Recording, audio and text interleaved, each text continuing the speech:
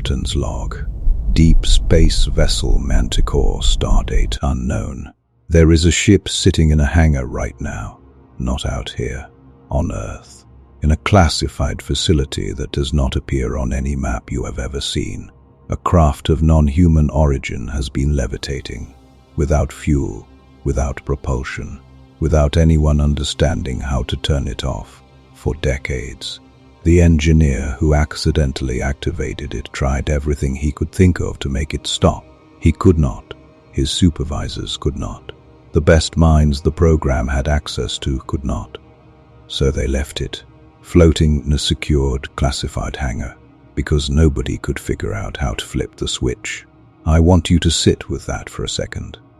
Not with the conspiracy theory version of it, not with the Hollywood version.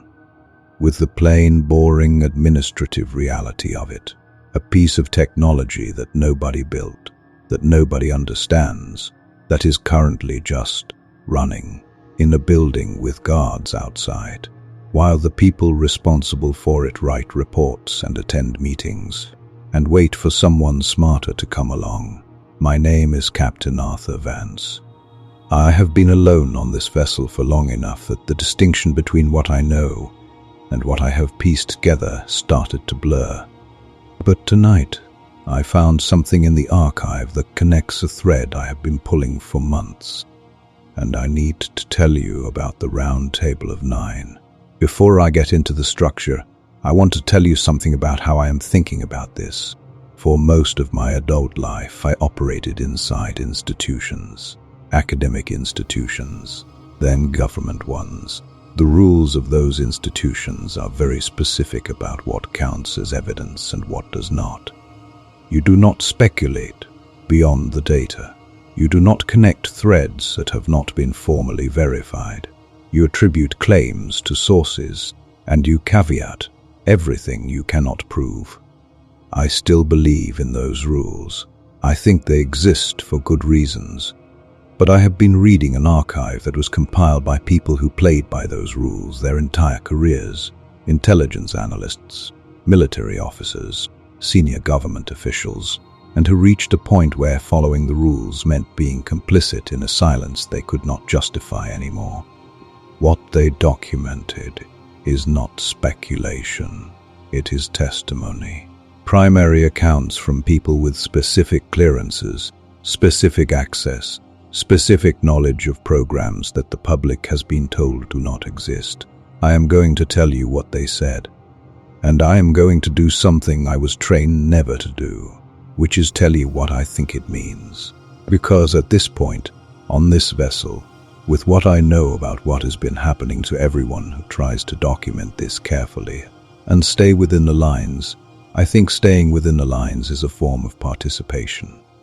So about 250 years ago, something happened. Not a battle, not a revolution, not a scientific discovery, something quieter than any of those. A man, and the archive does not name him, which I have learned to read as a signal in itself, came into contact with something he described as a non-human entity, not a vision, not a metaphor, an actual encounter, documented in private correspondence that found its way into a classified collection that predates most of what we would recognize as modern intelligence services. What the entity communicated to him became the founding logic of the first modern secret society, the Illuminati. I know what that word does to most people. I know the reaction it produces, the eye roll, the association with internet forums and tinfoil. I'm not going to argue with that reaction. What I am going to do is tell you what the archive actually says, and let you decide what to do with it. The founding members of the Order of the Illuminati were not trying to rule the world in the theatrical sense. They were trying to dismantle something specific, the system of sovereign states, monarchies, and competing national interests that had made Europe a continent of constant war for centuries.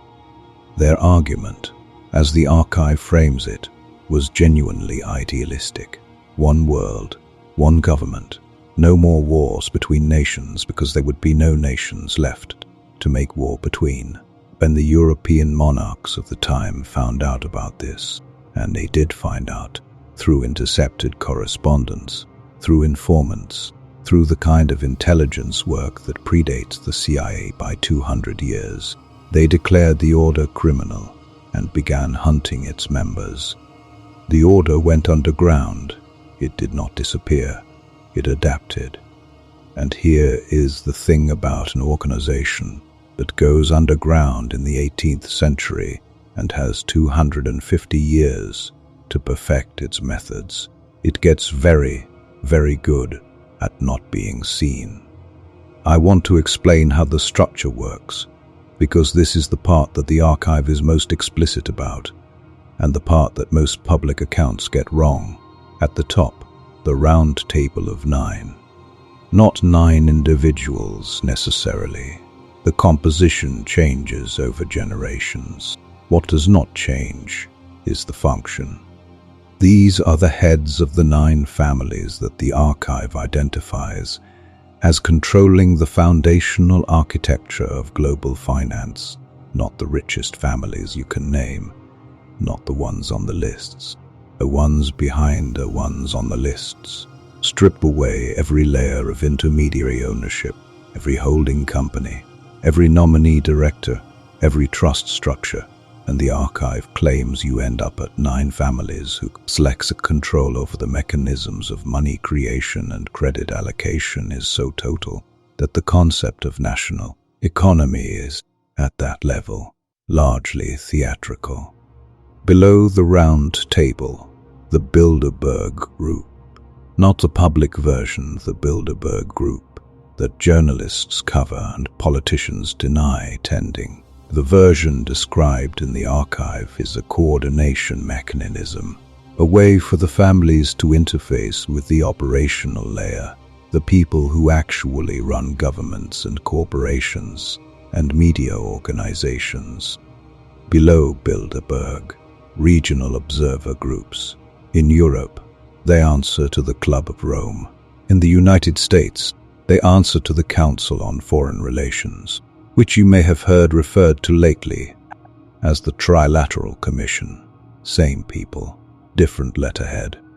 The archive notes this is deliberate. You create the appearance of multiple competing institutions, and anyone investigating one organization finds it pointing at another, and the trail goes cold. This is old technique. You create the appearance of 2 opposing sides. Whichever side loses, you have already won. It is like playing both teams simultaneously. I spent years in institutions that took pride in their independence. Universities, government bodies, think tanks that describe themselves as non-partisan.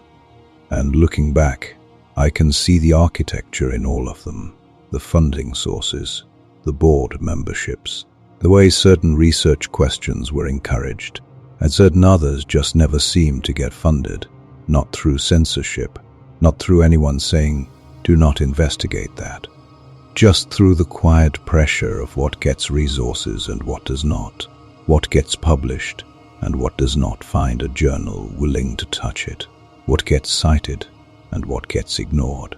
The archive has a section on what it calls the initiative layer, the people who are not at the round table and are not at the Bilderberg Group, but who are recruited specifically for their positions in academia, media, and regulatory bodies. The people who write the textbooks, the people who decide what the peer review process treats as credible. This is not about individual corruption. Most of the people in the initiative layer, the archive suggests, do not know they are in it. They have simply been selected through fellowships, through grants, through the kind of career-building support that feels like recognition of merit by institutions with specific interests in specific outcomes. And the outcome they are most interested in is this, that the concept of a coordinated global power structure sounds crazy, that anyone who raises it gets associated automatically with the most discredited versions of the claim that is not an accident. The Round Table of Nine has had 250 years to make this particular question sound like the domain of unstable people. They have done very good work.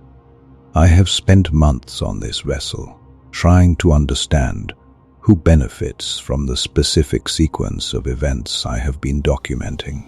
The architecture described in the archive is the closest thing I have found to an answer. Now I need to tell you about the ships, because the two things connect, and the connection is what kept me awake for the past 6 hours. The classified program that has been recovering on human craft, and the archive is emphatic that this has been ongoing since the 1940s, is not a government program in any meaningful sense. The governments know about it. Some of their officials are right into it at various levels. But the actual program, the entity that holds the craft and controls access to the technology, is private. The contractors named in testimony are Lockheed Martin, Northrop Grumman, Raytheon, Battelle. Major defense companies with the resources and the infrastructure and the classification controls to do what governments cannot: maintain secrecy across administrations, across elections, across the personnel changes that inevitably expose government programs. This is not a conspiracy theory. Senators have said this. People who have run committees overseeing the intelligence community have said this. The concern, the stated public concern from people like Marco Rubio, is that the technology is being developed in spaces so classified that there is no meaningful congressional oversight, that the people nominally responsible for national security do not actually know what the program has. What the program has, according to the testimony that the archive aggregates, is this: fewer than 40 recovered craft. Not all of them wrecked. The archive estimates that a majority were recovered intact, mostly from marine environments. Something about the ocean that the testimony keeps returning to: large craft, football field scale, tracked by submarines, moving at 500 knots underwater, with no visible propulsion signature and no wake. The physics of that is not possible with any technology human beings have developed or are close to developing. And several craft that have been in human possession since the 1940s that nobody has successfully figured out how to operate, including the one still levitating in the hangar, the engineer's story. I want to stay with this for a while, because it is the detail that I keep returning to, the one that makes everything else feel different. He was working on an intact craft, had been for some time. The internal systems were unlike anything he would seen. No obvious controls, nothing anthropomorphic, nothing designed with human hands or human ergonomics in mind. He was in the craft. He was desperate to make something happen. He started touching things. One of the things he touched activated it. The craft began to levitate. He could not figure out how to stop it. The organization he worked for could not figure out how to stop it. The craft was just running, whatever running means for a device whose propulsion is invisible and whose operation requires no fuel in any form the program had been able to identify. So they left it running in a hangar with guards for years. I wanted to think about what it means to know that and to do nothing with that knowledge. The people who run this program know that they are holding technology that, if understood, would, and I am quoting testimony here, be the key to interstellar travel, the key to exploring the galaxy, the key to things that currently sound like science fiction: teleportation, energy generation that would end the resource problems that have driven human conflict for centuries. And they are sitting on it, not because they are stupid, not because they do not understand the implications, because they are afraid. The fear has a logic to it. and the logic is worth taking seriously. If you release a propulsion technology that allows any vehicle to move without conventional fuel and without a visible exhaust, you have also potentially released a weapons delivery system that renders every existing air defense architecture on the planet obsolete. Every treaty, every deterrence calculation, every strategic assumption collapses. The fear is that the technology gets out before the geopolitical framework for controlling it exists, and so it stays classified. And so the scientific progress that could have come from it, the medical applications, the energy applications, the basic physics that would come from understanding how these craft operate, does not happen. The archive's phrase for this is a nuclear arms race on steroids, and the testimony confirms that the same recovery and reverse engineering programs exist in China and Russia. We are in a three-way competition to understand technology that could change the trajectory of the species, while keeping it secret from the species. Let me tell you about the contact, because there is a third category in the archive, and it is the one that disturbs me most, not the craft, the contact. There have been direct interactions, not recovered bodies, not biological analysis of crash survivors, living interactions, entities that communicated. One piece of testimony that the archive flags as significant involves a recovery and retrieval specialist, someone whose job involved recovering non-human biological material, who interacted with an entity that was dying. The specialist described hearing a thought in their head that was not their own. The thought was, "You humans do not know your own full potential." I have been reading this testimony in the archive for the past hour. A being from somewhere else, dying in a classified facility on a planet it presumably came to for specific reasons, used its final communication to tell the person holding it that humanity is underestimating itself. That is not a threatening message. That is not the message of a species that wants to consume us or replace us or use us. It is closer to frustration. The frustration of watching something with potential wasted. And I keep connecting that to the levitating ship in the hangar, and to the round table of 9, and to the 70-year-old programs fitting on technology that could change everything while running geopolitical calculations about whether it is safe to release it.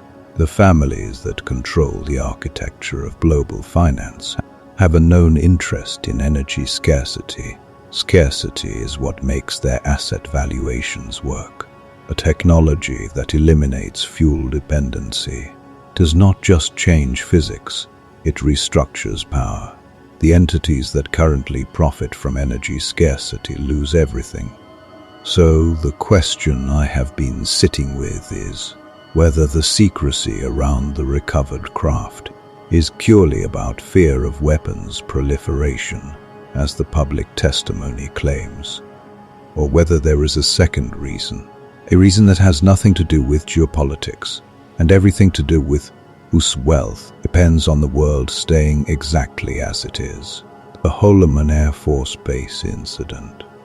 The archive has it flagged at a classification level above most of what I have been reading, which means it either came from a very specific source, or there is someone who very specifically does not want it publicly discussed. 2 non-human craft approached the base. 1 landed. Entities exited the craft and interacted with representatives of the Air Force and the CIA. The testimony describes the entities as tall, humanoid. The interaction was apparently not hostile, not coercive. The archive does not include details of what was communicated. Classification around the communication content is higher than my current clearance would typically access, but the fact of the interaction is documented. Senior intelligence community personnel, military officers, government officials at committee level. The testimony aggregated in this archive is not coming from anonymous message boards. These are people with security clearances and institutional responsibilities, decided at some point that the withholding had gone on long enough.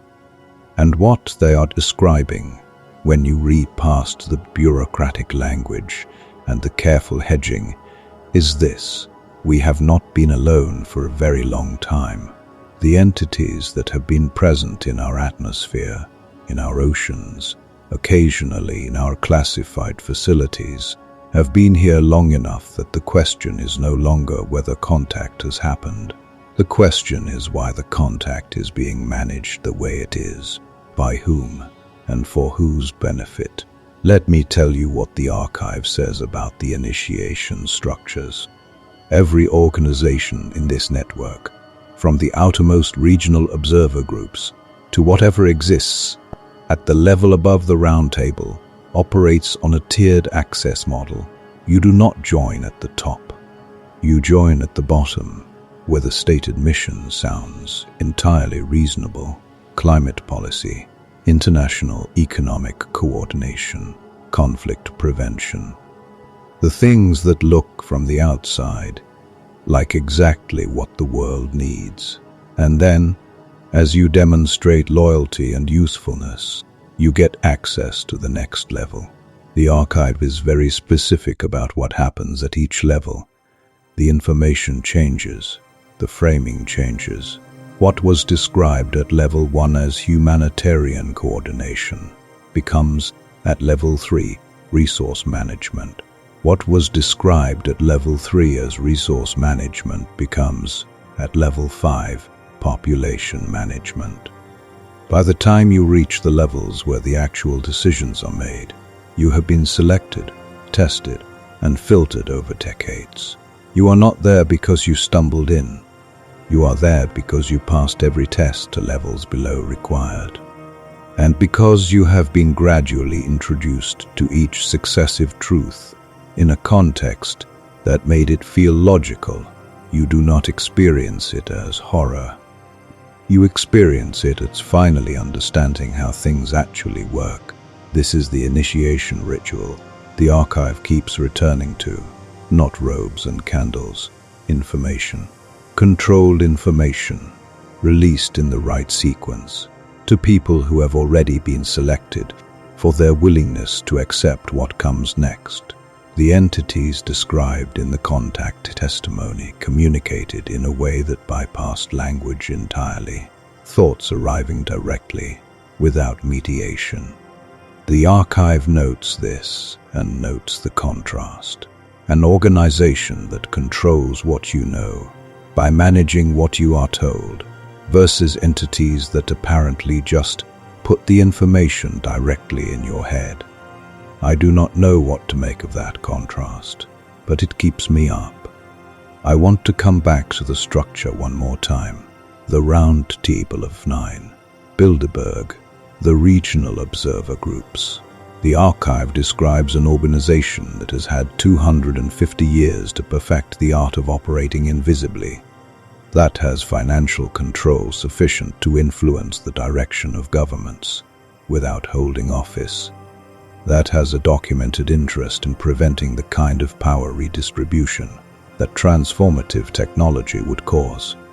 And the program to manage recovered non-human craft is currently running inside private defense contractors that answer to boards of directors, not to elected representatives. The testimony from senators and intelligence officials is that they cannot get answers, that the program has been structured specifically to resist oversight, that the people who nominally have authority over national security programs have been told, in effect, that this particular program is above their clearance.